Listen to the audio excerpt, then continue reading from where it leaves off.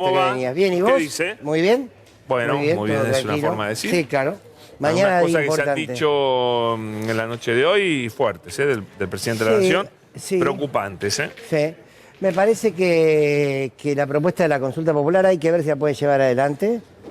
La propuesta para que sea vinculante tiene que salir de Congreso. Exacto. Y hay 2 o 3 materias sobre las cuales no se puede hacer consulta popular. Pero ponerle que la tire por afuera, que la tire Sí. él, como método de ocultar la opinión pública. Sí. Creo que esa es la intención, no que Claro. sea vinculante. Que la haga, digo yo, que Por hacela, supuesto. maestro. Todos los instrumentos de la Hacela. democracia pueden estar en juego.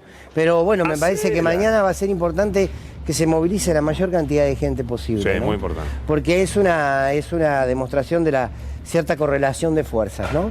Y que empiece a visibilizar lo que no quieren ver, que hay un sector de la sociedad, no la ven, me parece que es un hecho de soberbia además, ¿no? Sí, totalmente. Como si Son nadie... como unos tambores que sí, están- hay alguien que está están sonando cantando, unos tambores por hay una atrás. banda, Gracias. ahí arrancó la... No, capaz que son los tambores avisando que Sí, pasa. a lo mejor viene viene, algo, viene no una sé. murga, qué sé Sí. yo. Pero sí, me parece No, que va a mañana, ser mirá, importante mañana. CGT, CTA, las dos. CTA, bueno, ATE, me imagino ATE, que por sí, el momento ATE que está ya- pasando, creo que va a sí, ser fuerte sí. también. UTEP. Yo creo que los empleados judiciales van a ir también a la marcha. Sí, los aceiteros porque van. Los aceiteros, la UTEP, ¿qué falta? La unidad piquetera, Por eso. movimientos sociales varios, Sí. irán también. Bueno, vamos a ver lo que va a ser. Vamos una a ver, cosa porque fuerte, aquí ¿no? son los... Debería ser muy fuerte. A ver, lo que está en juego, entre otras cosas, es el Estado de Derecho, ¿no? Entonces me parece que es importante que se exprese la porción de pueblo organizada y también ya la justicia ya ha tomado nota y ha dicho, no crees. ¿Qué te pasa? No, me ponen Que un dedo. tengo soy hombre de poca fe. Por estas No, horas. pero no hay nadie, no hay ningún juez que pueda avalar esto, ¿eh? Sino que deje de ser juez. Soy hombre de poca fe. Si eso pasa, va a ser gravísimo. Y Por si eso. el Parlamento no logra también voltear este Pero los vamos a anotar con nombre y apellido a todos, ¿eh? yo Lo digo, mejor. ciérrenlo directamente, Sí. ¿no? ¿Viste que Porque viene total a- no quieren laburar para legislar. ¿Viste que viene Adorni hoy en su interpretación? Toda la mañana tenemos a alguien que interpreta Sí. y habla, ¿viste? Es como una especie de... esto de que si se acompañan las medidas, otra vez, la lógica de quien acompaña Hay las que medidas acompañar el forma parte cambio. de la gente de bien y quienes cambiar. no... Son obstruccionistas. Exactamente. Ponemos palos en la rueda. Yo me compro una carpintería. El tiempo es un gran ordenador, decía alguien acá en la Sí, mesa. claro. Una famosa frase. El tiempo es un gran ordenador de estas cuestiones. Sí, pero hay un mientras tanto, ¿no? Que vos Mientras tanto va a crees- ser durísimo. Claro, mientras tanto Pero hay gente que la no pasa se muy puede evitar mal, el muy mientras. mal. Yo te voy a decir algo, no se puede evitar el mientras tanto, creo. Cuando hay No, tanta gente no. que votó por los motivos que podríamos discutir Sí. bastante, ¿no? Sí. Algunos bastante razonables, ¿no? De descontento con el gobierno anterior. Sí, Creo que claro. vos También. Bueno. lo tenés muy claro. Sí. ¿no? Sí, pero... Es muy difícil evitar el mientras tanto. Creo que el destino es el destino inevitable. Inevitable. Pero el transcurso yo no sé si podés evitar. Quiero decir, no, este paciente se va a curar, bueno, fenómeno. Pero no quiero tener, te dice, usted se va a curar. No, pero no quiero tener fiebre hoy. No, bueno, eso No, bueno, no le puedo, bueno, hacer, está no muy le bien. puedo garantizar eso. Ahora digo, por eso es importante la representatividad política. Hay una mala lectura a veces de las elecciones, ¿no? Cuando alguien gana una elección, como suele suceder siempre, alguien gana y algunos pierden, se cree que el único que tiene legitimidad de acción es el que gana. No, y el que pierde tiene toda la legitimidad de acción que debe tener una Claro. oposición. Entonces a ello no lo podemos llamar palos en la rueda. Porque yo podría llamar autoritarismo a todo lo que decide aplicar un gobierno que ganó. No, ganó, si respeta la Constitución, está Y te en sumo todo otra más. Yo le puedo admitir a los diputados y senadores que piensen cualquier cosa, porque tienen derecho, cada cual tiene su ideología, y piensen lo que quieren, menos que denigren las instituciones. Exacto. Y que se denigren a ellos mismos, Exacto. permitiendo que se legisle por decreto cuando está claramente prohibido. Si eso lo avalan ellos, ahí ya no es una cuestión de ideologías. Porque, insisto, admito cualquier ideología, incluso la de los que piensan que el fondo de esta cuestión está bien, pero la forma, No. llevarse puesto la República de esta manera, eso es intolerable. Por eso. Y que lo tolere un legislador, yo tengo ganas de decir, entonces cierren el Congreso. Bueno, eso es lo que hay Porque que... no por tiene eso digo, sentido para mí es una seguir muestra así. del nivel de justicia que tenemos, del nivel de dirigencia política que tenemos. Es una evaluación que como sociedad vamos a poder hacer de la representatividad política y de la independencia de las instituciones en democracia. Qué Va a quedar falso. todo a la Nunca muestra. más clara la falsedad del republicanismo de algunos, ¿no? Oh, Dios Qué mío. bárbaro, cuánto tiempo nos Bueno. hacen perder con cosas que sabíamos que eran mentiras. Sí. Que tenían que ver Sí. con... tenían nombre y apellido. Sí, sí. Y bueno, nada. Bueno, mañana Qué nos gloria, vemos en la Nicolás. radio. Sí, mañana... Que esté muy bien en el Lo mira pase. usted a la 1 con el gallego, ¿eh? Sí, mañana un día especial, toda la tarde acá en C5N. Muy bien, bienvenidos, bienvenidas a Sin Lugar para los Débiles, el primer programa de esta semana. Y hoy el presidente Javier Milei, que parece que tiene mucho tiempo para tuitear, si está todo bien en la Argentina. Bueno, y en ese tiempo que se dispone para tuitear, simuló una bandera en la Casa de Gobierno que decía, no la ven. Bueno, vamos a reflexionar sobre eso. Vamos a reflexionar sobre el rol de la oposición y del Ejecutivo. Me parece que hay mucho para poner en discusión, porque en realidad, la verdad es que sí la vemos. Y la vemos con mucha claridad, no porque tengamos alguna formación excepcional a la que puede tener la mayoría de los argentinos y argentinos, no. Simplemente porque lo hemos vivido y porque hay algo que podemos tener desde este lado que cuesta encontrarlo en el gobierno, también en el gobierno anterior, que es la empatía, ¿no? Esto de ponerse en el lugar del otro le debe sonar extraño a este gobierno. Bueno, vamos a reflexionar de eso, por supuesto, están todos los compañeros ya acomodándose en la mesa y les doy la bienvenida entonces a Sin Lugar para los Débiles.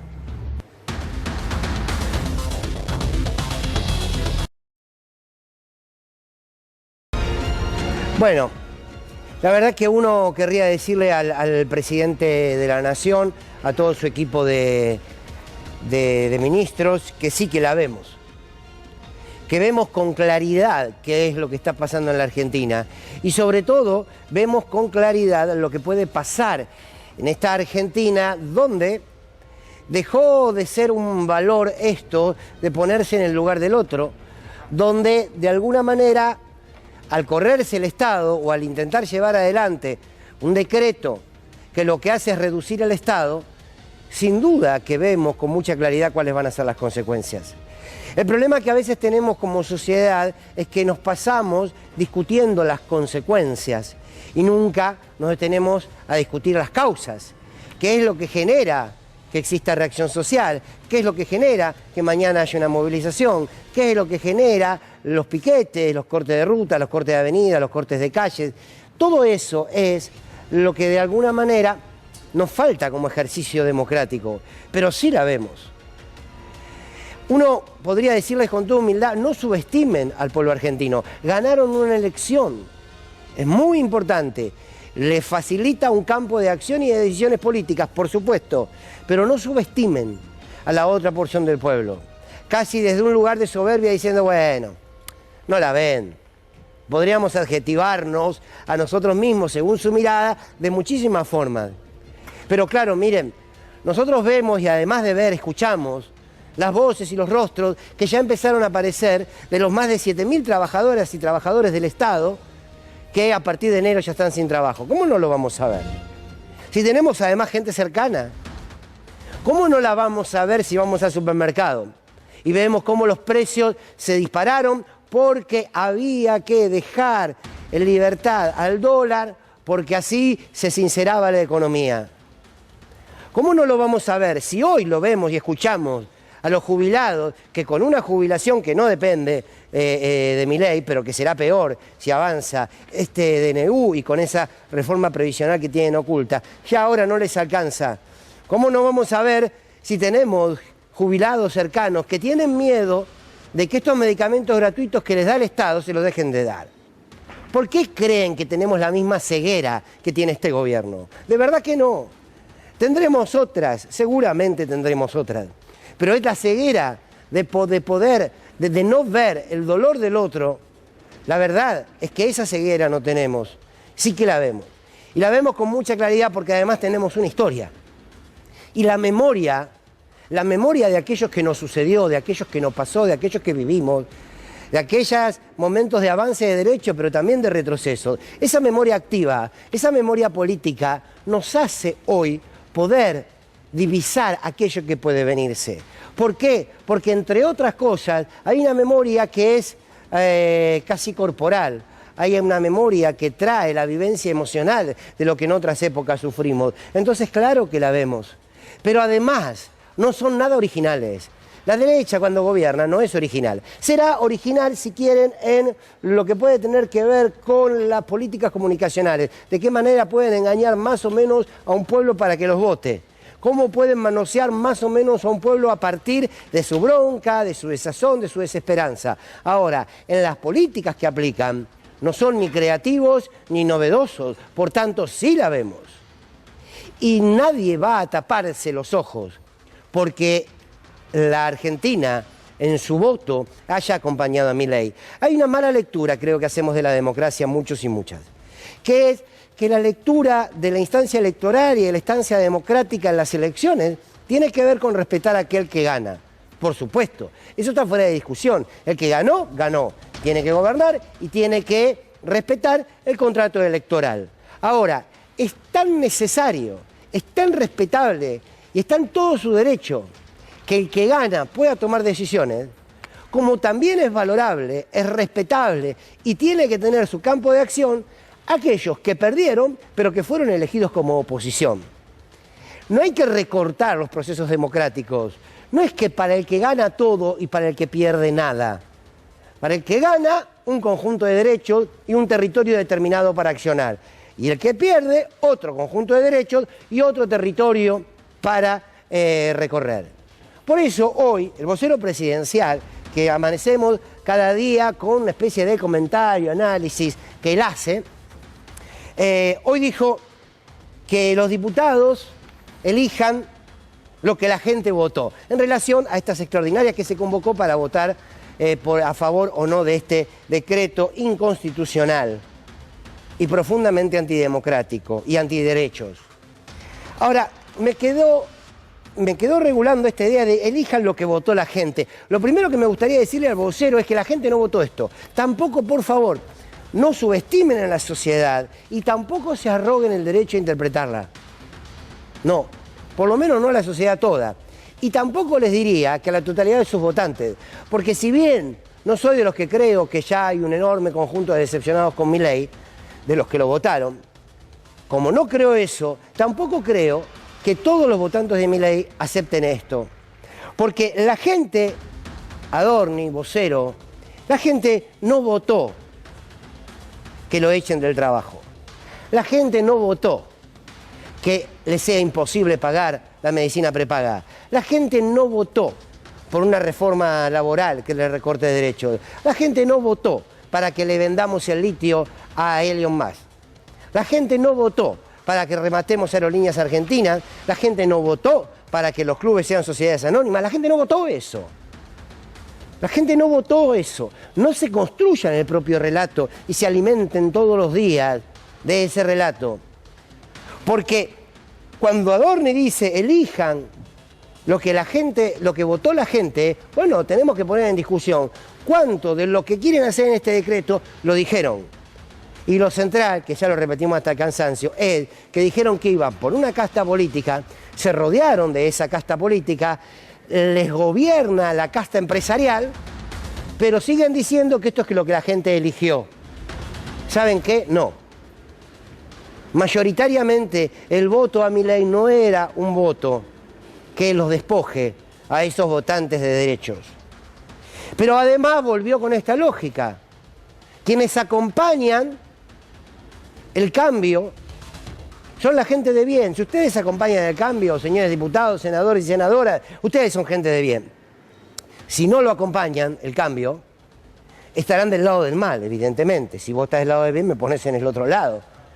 Y los que no lo acompañan, entonces, según las propias palabras del vocero, están poniendo palos en la rueda. Yo les digo humildemente, yo salgo a recolectar palos y digo abiertamente, sí, es legítimo poner palos en la rueda. Terminemos con ese discurso casi burgués, abstracto de que, insisto, el que ganó lo puede todo y el que perdió no puede nada. No, señores, si ustedes van a recortar los derechos, si ustedes van a vender la patria, vamos a poner palos en la rueda. Digo, vamos, como un humilde comunicador, sí, claro, me voy a dedicar todos los días de mi vida, en donde pueda, a poner palos en la rueda. Sí, claro, ¿qué pretenden? ¿Qué pretenden? ¿Que nos desnudemos en pleno invierno para que nos despojen de todo? ¿Qué es lo que pretenden? ¿Que celebremos el ser víctimas? No, no. La oposición tiene derecho a ponerle límites y a evitar, con los instrumentos de la democracia, a que determinadas políticas que perjudican a las mayorías y benefician a un poder concentrado de la economía, no avancen. Hola, señores, ¿la democracia es esto o qué se creyeron que era? Yo ya sé que a este gobierno le cuesta digerirla la democracia. Son incompatibles con las normas democráticas. Pero este es el juego que hay que aceptar.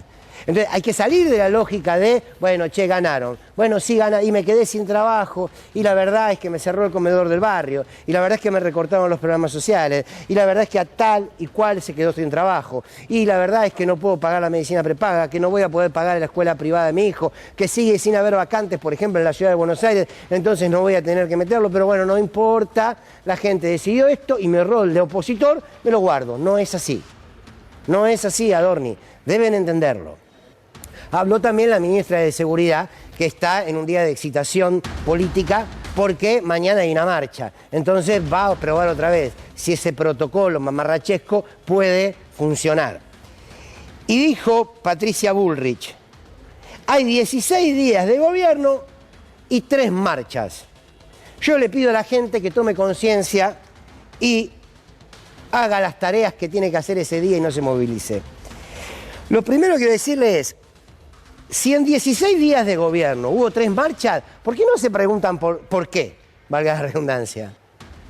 O sea, es increíble, ¿no? Las víctimas de sus políticas deben autolimitarse y decir no vamos a marchar. Ahora, ellos no se plantean por qué marchan. ¿Y saben por qué no se lo plantean? Porque parten de la premisa de que somos seres inferiores, que les hicieron creer. ¿Se acuerdan esa vieja frase de Fraga? Es increíble porque uno diría, che, ¿no será que tuviste 3 marchas en 16 días de gobierno porque no cumpliste con lo que prometiste? Y aún más, porque estás llevando adelante un decreto inconstitucional por donde lo mires. Un pibe, una piba de primer año de abogacía lo lee 3 minutos y dice, no, esto no va. Si leyó algo de la Constitución Nacional. Entonces, que Patricia Bullrich exija conciencia a los que quieren marchar, yo le quiero advertir también, si hay algo que tienen los que marchan y las que marchan es conciencia. Tienen la clara conciencia de lo que va a pasar si aplican estas medidas. Tienen la clara conciencia del rol social que cada uno representa, que es ser un trabajador, una trabajadora, por esta misma lógica, porque la vemos. Por más que crean que no, sí, la vemos. Entonces no es muy difícil la ecuación, ¿no? No es muy difícil. ¿Queremos profundizar la democracia? Muy bien. Jueguen en el sentido figurativo, jueguen como quieren jugar, dentro de los marcos de la ley. Y la oposición debe jugar como tiene que jugar, punto. No es muy difícil entender que hay una porción grande de la sociedad. Es más, les diría que de los 44, 46 millones de argentinos, solo 14 millones votaron a Milei. Está bien, había 35 millones que tenían la posibilidad de votar. Pero quiero decir, mayoritariamente la sociedad argentina toda no les va a justificar y no les va a legitimar semejante inquisición que están llevando adelante. Porque esta es la lógica, ¿no? Todos los que están de nuestro lado son el bien, a lo demás hay que reprimirlo, hay que marginarlo y hay que llamarlo el mal. Entonces, digo, tenemos historia, errores a montones, tenemos incoherencias a montones, pero esa historia nos hace tener memoria. Y sí la vemos, porque lo que nunca debemos perder es poder vernos a nosotros mismos, pero ver al que está al lado. Y a partir de mañana, el que está al lado ya está un poquito peor de lo que estuvo hoy. Por lo menos los que ya se han quedado sin trabajo. Y es solo el comienzo. Entonces, tranquilidad y humildad le pediría a un gobierno que sé que no la tiene, pero no se crea que está jugando al gallito ciego.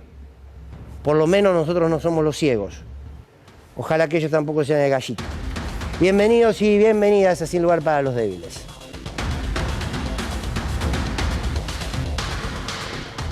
Vos, en el caso de que sea rechazado en el tiempo, ¿no? ¿Llamarías una consulta popular, un plebiscito? Obviamente. Que me expliquen por qué, digamos, por qué el Congreso se pone en contra de algo que le hace bien a la gente. Que me lo expliquen. Que me lo expliquen. Porque la gente entendió bien, ¿eh? El megadecreto tiene más de 75% de aprobación. Entonces, que me expliquen por qué quieren algo en contra de la gente. El presidente está convencido que la gente, que el 75% está de acuerdo, que la gente entiende bien el decreto y además está convencido que lo acompaña. ¿Será así? No tiene por qué creer lo contrario si eso le indican las encuestas de La Nación Más, de TN. Está clarísimo que tiene que confiar en ellas. Toda vez que además no ha abandonado buenas noches, el rol de troll que le dio el espacio público y la visibilidad mediática a Javier Milei, que por supuesto también le permitió a la presidencia. Hoy tenemos un presidente que funge como troll, que se burla de quienes se le oponen en las redes sociales utilizando esa fórmula tan propia de los libertarios en las redes sociales de no la ven, burlándose o peleándose con un actor fallecido. Hay una cuestión compleja, ¿no?, de parte de Javier Milei, y yo no quiero hacer de ningún modo foco en cuestiones psicológicas que, por supuesto, me exceden y además creo que no hacen al fondo de la cuestión. Acá el fondo de la cuestión es política y la política que está desarrollando en sus 2 primeras semanas de gestión es mucho más aterradora que los desequilibrios emocionales y psíquicos que podemos percibir a la luz del día. Ya nos había avisado cuando decía que utilizaba como punching ball una imagen de otra persona fallecida, de Raúl Alfonsín. Sí. Ahora peleándose con Hugo Arana, bueno, dialogando y haciéndose asesorar por su perro. La verdad que todo eso es penoso. Es también penoso que siga ejerciendo como troll, pero lo más dramático de todo es la política que desarrolla y que tiene me parece a mí, hasta ahora su principal marquesina en este DNU. Bien, Nahuel. ¿Qué tal, Fer? ¿Qué tal, compañeros? Bueno, a ver, a mí me preocupa algo en función de lo que vos decías en tu editorial y de lo que va a pasar mañana en la marcha, que es cómo se fue instalando esta cultura de la delación, ¿no? ¿Y qué digo con la cultura de la delación? Es esta idea de sumar desde el Estado a la población a que se involucre a perseguir o a hostigar a quienes piensan distinto, es decir, a los que no son los argentinos de bien. Pero a su vez esto fue teniendo mecanismos institucionales. En su momento, ¿te acordás que era el 0800 para denunciar a los docentes que hablaban de Maldonado? Después era llamar también a un 0800 con la consigna de mis hijos no para cuando fue pleno debate de la ley del aborto. Ahora es el 134 para denunciar si en las organizaciones sociales hay determinadas prácticas que sean abusivas. El punto de esto, más allá de que pueda ser legítimo o no, es que desde el Estado se convoca a la sociedad a hacer una especie de autopolicía que tiene que ir a ver cómo persigue y luego castiga a estos delatados. Esto lo trabaja muy bien Daniel Fayerstein en un libro que se llama La construcción del enano fascista, porque justamente lo que hace es dar cuenta que en la medida que vas involucrando en esta idea de que hay argentinos de bien y argentinos de mal, lo que vas a conseguir es quebrar el lazo social. Es una forma efectiva de quebrar el lazo social y de, por lo tanto, de que se pierda la confianza, ¿no? Se quiebra el lazo social, se pierde la confianza, es una forma efectiva de hacer eso y me preocupa que eso vaya acompañado con un plan de ajuste. Además, perdón, Nahuel, te agrego, no le estás dando ni trabajo de calidad ni comida a la población, pero le estás dando un entretenimiento a aquellos que te votaron, ¿no? Exactamente, porque la idea es, bueno, entretengámonos, hagamos un show, de ir a perseguir, delatemos, y siempre, o sea, lo curioso es que nunca te dicen, che, delatá a los que fugan capitales. Al empresario que te toma, que no te registra. Que no te registra, ¿no? Siempre es ir a delatar al que está igual o más abajo que vos. Ana. Sí, escuchábamos también a Javier Milei ayer ahí decir que la gente había entendido perfectamente lo que habían querido decir con el DNU. Ahora, la semana pasada se cansaron de decir que la gente que estaba caceroleando no había entendido el DNU. Sturzenegger decía, no entendieron, la verdad es que no sé cómo lo leyeron tan rápido, Adorni lo mismo, el mismo Javier Milei dijo. Entonces cuando les conviene lo entendieron y cuando no les conviene no lo entendieron. El número del 75% tampoco sabemos dónde sale, y en toda la declaración que viene dando, siempre obviamente en los medios donde se siente cómodo el presidente, la única conclusión que se puede sacar en cuanto a él responde a que no va a haber ningún tipo de aumento para los empleados estatales y demás, es que vinieron con un plan muy estratégico que tiene que ver con mano de obra barata. Y ya desde este primer momento lo estamos observando, porque el temor que tienen las personas a perder su trabajo, en lo que tiene que ver también con el aumento constante de los precios, lo único que puede llegar a generar es trabajadores más precarizados. No, ¿sabes qué creo, Fernando? Que en realidad ese 75% es de los grandes empresarios que apoyan esta política y no es de la población. No hay ninguna encuesta rigurosa y seria que habla de ese porcentaje. Y en realidad hay un mecanismo histórico utilizado por las derechas, que es utilizar la parte por el todo, hacerle creer a la sociedad que una parte de la sociedad que opina como él, es decir, ese círculo cerrado que rodea a Milei opina de esa manera, por lo tanto, entonces es toda la sociedad. Pero ahí no solamente hay una trampa y una gran falsedad, sino que hay una provocación, porque le dice a la sociedad, no, el 75% apoya estos 366 artículos, que yo me pregunto, si es así, que más o menos 30 millones de argentinos leyeron esos 366 artículos y lo entendieron y saben qué implicancias tiene cada uno de esos 366 artículos para su vida cotidiana. Es toda una gran falacia, toda una gran invención que en realidad explota en algún momento. Y yo creo que la explosión va a ir en un proceso increyendo de acá, sobre todo a marzo. Facherman, ¿cómo le va? ¿Cómo le va? A mí, bárbaro. La verdad que los veo sufrir. Se les termina, no llegan los sobres, van a tener que agarrar la pala. Otra vez, me gusta decirlas todas juntas, ¿sabes? Sí, porque a mí lo estoy entrenando así. Ahora, ¿usted la ve? acá, Sí, el tren de confesiones, yo que conozco al grupo, incluso ahí está Sturzenegger, que parecería que por el saco que se puso era el peluquero, pero no, está con el grupo. Tanto Patricia como Javier, es verdad que hace rato que no la ven.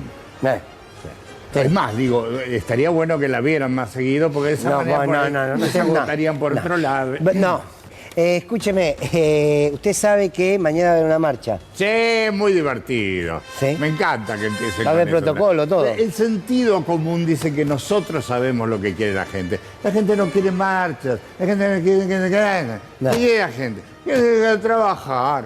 Que a usted no les gusta trabajar, pero son cucas. No quieren agarrar las palas, no les llega el sobre. A ver, vamos, Ana, dime. No, algo importante también que para no dejar pasar con lo que dice Milei en la entrevista con Majul, habla de llamar un plebiscito, que en realidad eso no es vinculante. El Ejecutivo no puede llamar un plebiscito, el que puede llamar un plebiscito es el Congreso, en ese caso que quiera hacerse de manera vinculante, o sea, que tenga algún tipo de peso. Mientras tanto es solamente un mensaje mediático, básicamente. Bien, ahora vamos a hablar de plebiscito. Quiero que escuchen a uno de los titulares del triunvirato de la CGT, a Héctor Daer y a Axel Kicillof, gobernador de la provincia de Buenos Aires, de alguna manera contestar a esta provocación que fue el no la ven. El presidente posteó en sus redes sociales que no la ven, que no la está viendo la oposición. La Argentina no está ni para adjetivar, ni para ironía. La Argentina está en una situación grave, estamos transitando un ajuste muy severo, así que lo que tenemos que hacer es, desde el presidente hasta todos nosotros, tener seriedad absoluta para llevar y atravesar estos graves momentos que estamos pasando. Bueno, ahí estaba Daer. Hablando de Daer, mañana, Mariano, la marcha se espera que sea importante. No sé si es cierto que han limitado la convocatoria desde algunos sectores para que no se movilice tanta gente, sino un número más acotado. ¿Hay algo de esto o no? Bueno, yo no quiero ser autorreferencial, pero lo voy a hacer. Publicaba recién una nota en ámbito, que mañana también se puede leer en ámbito financiero, hablando de una marcha acotada y exploratoria. Acotada porque en la jerga sindical lo que se van a movilizar, por lo menos desde la CGT y las dos versiones de la CTA que están adhiriendo también a la medida, es los cuerpos orgánicos, es decir, delegados, los cuadros intermedios de los sindicatos y por supuesto la dirigencia. No así la militancia, que es a la que se convoca cuando realmente se le quiere dar carácter masivo a un acto. ¿Y por qué es esto? Y esto también, perdóname, involucra como criterio a las organizaciones sociales que están acompañando. Primariamente la Unión de Trabajadores de la Economía Popular, es decir, la central sindical que está en torno del movimiento Evita y los movimientos sociales de raigambre peronista.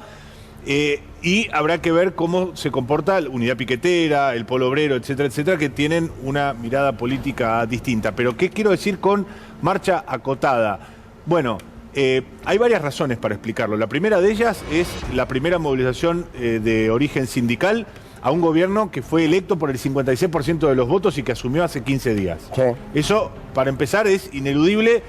Muchísimos de los afiliados, no muchos, muchísimos de los afiliados de las centrales que van a estar marchando votaron por Javier Milei. Sí. ¿Correcto?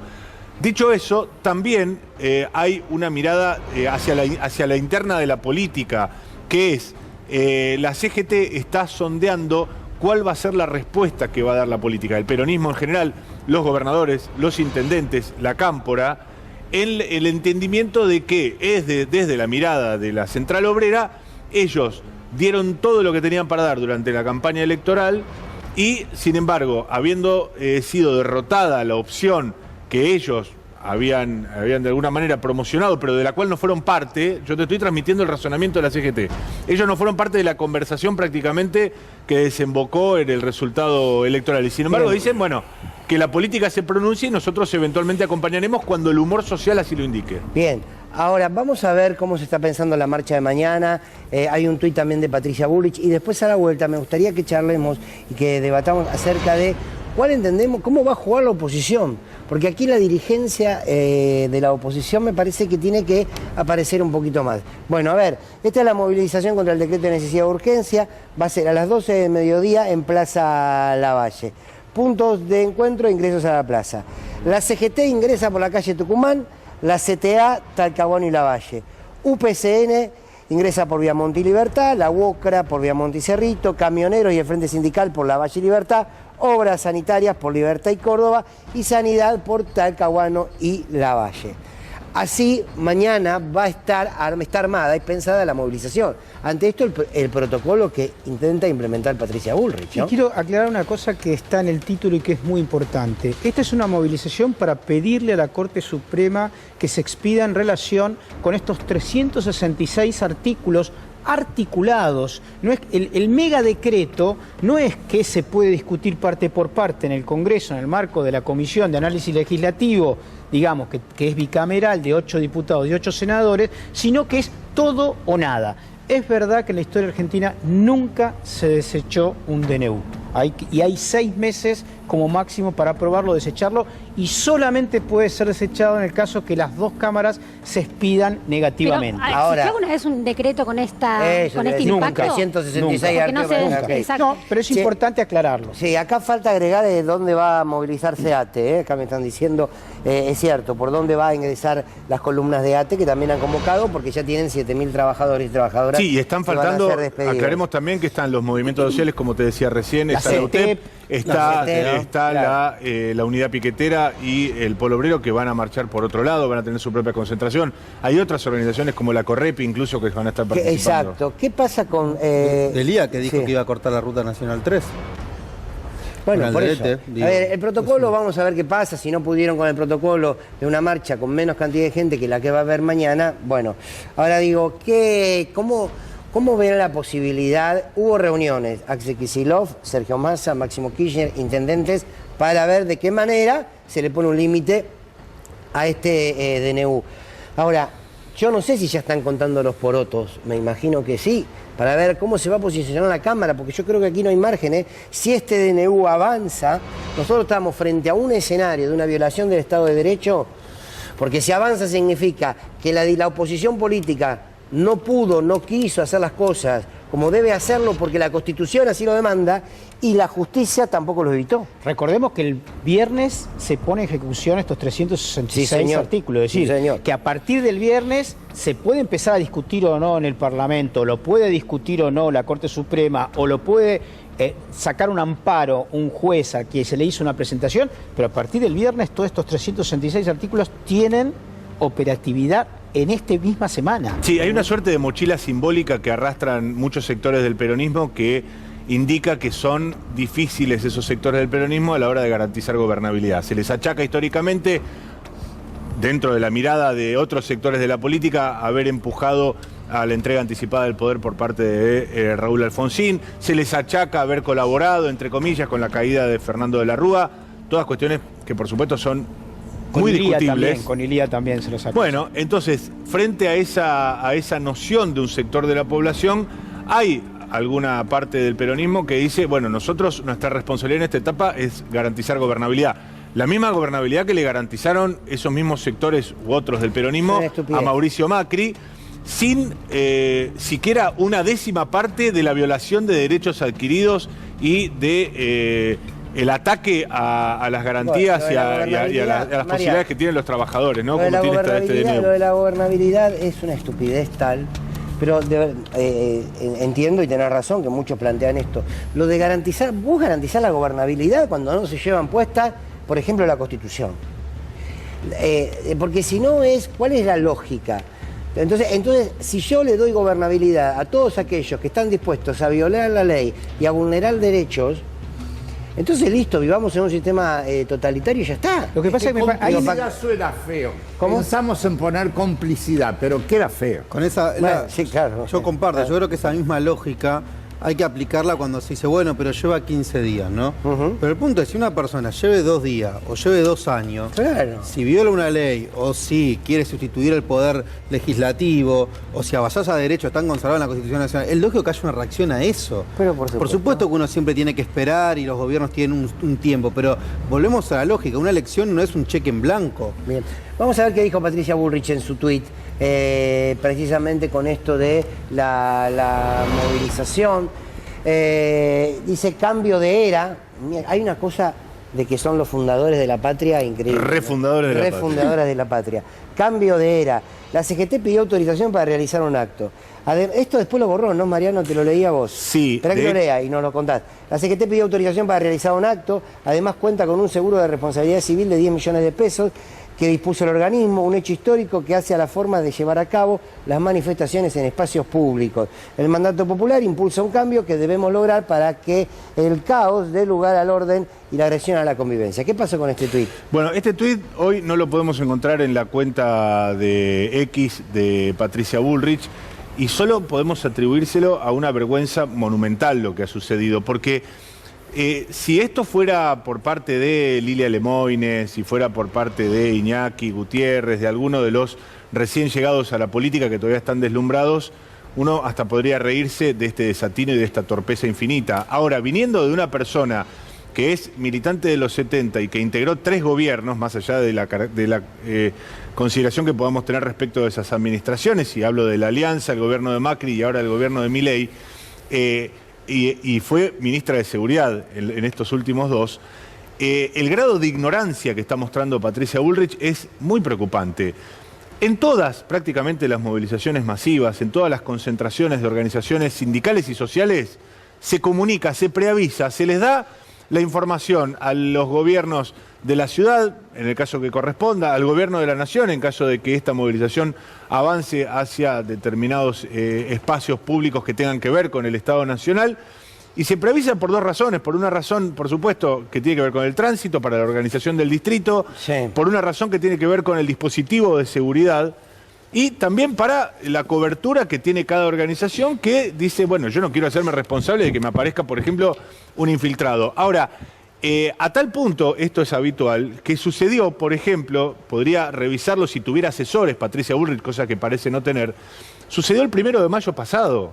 El 1 de mayo del año pasado, cuando se celebró el Día del Trabajador, la CGT y las organizaciones convocantes hicieron el preaviso correspondiente, por eso tuvo que borrarlo, pero uno se pregunta a esta altura qué confianza nos puede generar una persona que tiene a cargo de la seguridad de cada uno de nosotros y pone esta bestialidad, pero bueno, han pasado tantas cosas bajo su mandato anterior que esto parece menor. No, yo creo que hay 2 análisis que se están solapando y que me parece clave poder diferenciarlos. Uno es el análisis más formal, institucional, que tiene que ver obviamente con la voluntad o la petición que hace la CGT y otros organismos en relación a la justicia. Y otro que es lo más importante y es lo político que está por atrás y en todo caso en efervescencia en distintas instituciones o en distintas capas de la sociedad, incluso en la clase media que se ve obviamente arrasada por algunos aumentos. Entonces digo, la lucha social que se va a dar en los próximos meses y años va a pasar por este segundo andarivel. Ahora puede o no, en todo caso, este mega decreto ser anulado o tener viabilidad, pero objetivamente lo que va a pasar es que el enfrentamiento al gobierno de Javier Milei va a estar en la calle y va a ser estar enmarcado en la lucha social y política. Mira, hay una de las cosas que dijo Milei en el programa de la señora Legrand para justificar que quiere rematar la Argentina, ¿no? Entre otras cosas es que todas las empresas del Estado dan déficit, ¿no? Bueno, la conductora un poco celebraba, dijo con toda naturalidad en un hecho sin precedentes, ¿no? Que digan, ay, me llamó Elon Musk, como diciendo me llamó, ¿no? Y quiere el litio, como si fuese algo para celebrar. Pero dijo que las empresas del Estado dan déficit. Nuestra querida colega, que hoy es diputada, pero yo colega porque además es periodista y es economista, Julia Estrada, publicó en su Twitter, fíjense qué datos. El Banco Nación tiene ganancias por 700 mil millones netos inflación. 700.000 millones netos cruzados por la inflación. YPF, que lo quieren vender, va llevando de ganancia 3.000 millones de dólares en 3 meses. 3.000 millones de dólares en 3 meses. Y Aerolíneas, por ejemplo, este año tiene un superávit de 34 millones de dólares. Digo, para que nos demos una idea del nivel de la mentira, ¿no? Bueno, pero esa mentira también se traslada directamente a la gente, porque cuando se habla de sacrificio constantemente, y que es la única manera que se encuentra para que no haya una hiperinflación y demás, les están mintiendo en la cara, porque sin ir más lejos, hoy Brasil anunció con un solo año de gobierno de Lula que bajaba la inflación.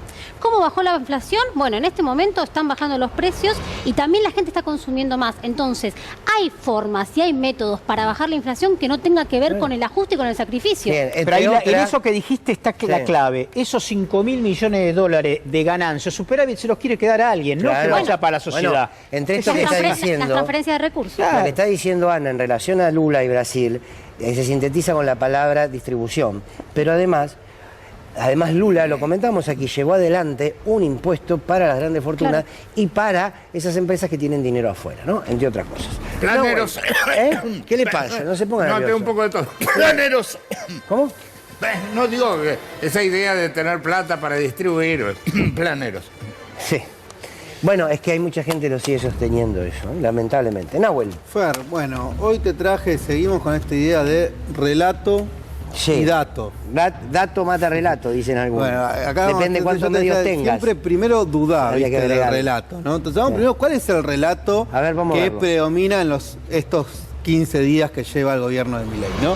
Uno puede decir, bueno, a ver, el relato más común que estamos viendo es esta idea de la República, para salvarnos del populismo. Mirá, en esta placa te traje algunos de los tips, por lo menos los principales que pone. Esta idea, el ya mentado, acá te ponía, mira, defendemos la República contra el populismo, la calle es de los argentinos de bien, viva la libertad carajo, dentro de la ley todo, fuera de la ley nada, esta la está repitiendo constante, defendemos el derecho a circular y a la protesta, ¿no? Como si fueran derechos equivalentes, ¿no? Sí. Este es el relato, ¿no? Bueno, ahora vamos, te traje algunos datos, si se quiere, más legales, de cómo el DNU, el protocolo, está violando gran parte de los artículos recogiendo lo que han dicho los principales constitucionalistas del país. Vamos primero con el DNU. ¿Qué artículos viola principalmente el DNU que propone Milei? Bueno, uno de los artículos que viola es el artículo 1, que es justamente el de la Constitución Nacional, el que tiene que ver con la forma republicana, la división de poderes. El artículo 29, que tiene que ver con el Congreso no puede conceder al Ejecutivo facultades extraordinarias, es decir, la suma del poder público. El artículo 77, ¿no? Y mañana que tenemos la movilización, ¿qué viola el protocolo? El artículo de la Constitución Nacional 14, 75 y 622, esto es la idea de poder expresarse, poder protestar, ¿no? Y esto es muy importante, cuando hablamos de los derechos y los protocolos internacionales, también viola el artículo 13, 15 y 16 de la Convención Americana sobre Derechos Humanos, ¿no? Acá tenemos varios artículos. 13, 15 y 16 de la Convención Americana de Derechos Humanos. Está inserto en la Constitución Nacional. Está inserto en la Constitución. Pero acá hay algo muy importante, Fer. Sí. Los organismos de derechos humanos internacional dicen que no es lo mismo el derecho a la protesta que el derecho a circular. No, claro, ¿se entiende mejor? No, justamente siempre se prepondera el derecho a la protesta por encima del derecho a circular, ¿no? ¿Por qué? ¿Por qué? Porque no tienen auto. Nosotros tenemos auto y queremos circular. Ustedes no tienen auto y quieren ir por la calle. Vayan por la vereda. Porque en la historia de la violación de los derechos humanos siempre se dio en regímenes que justamente lo primero que hacían era condicionar el derecho a la protesta. cuando uno ve los rasgos autoritarios de los regímenes que fueron autoritarios y que violaron sistemáticamente los derechos humanos, uno de los primeros derechos que se ataca a la ciudadanía es el derecho a la protesta. Claro. Por eso la CID lo que plantea es que justamente no son equivalentes, hay uno que predomina sobre el otro. Bueno, acá hay un punto que para mí me parece fundamental, pero que hace a la conciencia social que hay que construir, batalla cultural, díganlo como quieran. ¿Qué es esto? Es decir, no todos los derechos valen uno. Por ejemplo, el derecho a la vida es superior que el derecho a la propiedad. Muy bien. Por ejemplo. Muy bien. Buen ejemplo, señor Eulbaum. Muy bien. Muy claro. Es muy claro. Ahí está. Es esto. Ahora, si vos tenés una mirada profundamente individualista de la sociedad, ¿qué vas a decir? Mi derecho, lo que acaba de decir el señor que esté de Facherman, que mi derecho a circular está por encima no solamente del derecho de otro a manifestarse, sino está por encima de la necesidad del otro. Necesidad que parte del incumplimiento de otros tantos derechos. Quiero una cosita con respecto al tema de la protesta, que es clave. El derecho a la protesta se basa en el derecho a la expresión pública, porque cuando uno protesta, lo que está haciendo es decir algo ante la sociedad. Entonces, uno de los primeros derechos estructurales de todas las constituciones republicanas es el del derecho a la expresión pública, el derecho a decir lo que uno piensa. La protesta es una forma de decir lo que uno piensa. Te traigo dos porritas más. A ver. ¿No? Esto es un buen informe que trabajó el CERS, también Leandro Gamayo, estuvieron recopilando sobre estos datos que te mencionaba anteriormente. Y mirá estos últimos dos datos, ¿no? El primero es solo el 24% de los cortes lo hacen las organizaciones sociales. ¿Qué significa esto? Solo el 24% de los cortes lo hacen organizaciones sociales. Porque hay un montón de cortes que no salen en los medios, no sé, vecinos cuando hay un hecho de inseguridad, se corta la luz, cuando en una empresa paran, que no salen en los medios, pero que son cortes de calle al fin, ¿no? Caen los árboles. Caen los árboles durante una tormenta. y la gente protesta. Y el segundo, Latino Barómetro, ahí me salió, que es una de las consultoras latinoamericanas que mide, justamente, nuestro país tiene una particularidad con otros países de América Latina. A ver. Y es que en esta información que había hecho, decía el 58% de la población participó o afirmó que podría participar de alguna acción colectiva en la vía pública. A ver, ¿por qué es importante este dato, Fer? Sí. Porque la Argentina es una sociedad muy movilizada, sobre todo de la vuelta a la democracia. Vos la comparás con otros países de América Latina, y es una sociedad donde la acción de la protesta y la acción política es recurrente. Esto no es algo común en todos los países. Tienen otra forma, no es que está bien ni mal. Por ejemplo, con Brasil. Es muy distinto. Venezuela, Entonces, Cuba, decime ahí. No, hay que hacer vivir ahí. Va. Bueno, a ver, es muy interesante esto que sumás, pero fíjense, ¿no? Cuánto hemos retrocedido, que tenemos que estar, que está buenísimo, tenemos que estar explicando por qué podemos movilizarnos. Estamos leyendo la Constitución, estamos mostrando la Constitución. Pero que además es un hecho virtuoso de la sociedad argentina que la distingue respecto a otras sociedades de la región, a donde no existe ni de cerca la dinámica de la protesta social, la dinámica del sostén de los derechos a través de la manifestación pública. Esto es algo distintivo y realmente virtuoso. No por nada los argentinos históricamente nos podíamos jactar de tener una clase media tan extendida. Básicamente porque existe muchas personas que técnicamente dentro de los deciles económicos están en condiciones de decir que pueden aspirar a hacer un día, a crecer un poco más, a tener mejores condiciones de vida y hacerlo a través de las protestas. Claro. Es de un grado de dinamismo social eso que muestra ese rasgo distintivo que, insisto, nos distancia de otras sociedades, afortunadamente, que lo que viene a hacer este decreto, entre otras cosas, y este ciclo económico, es tan regresivo que nos quiere llevar a sociedades a donde la protesta está callada. Así es. Y el ascenso social está impedido.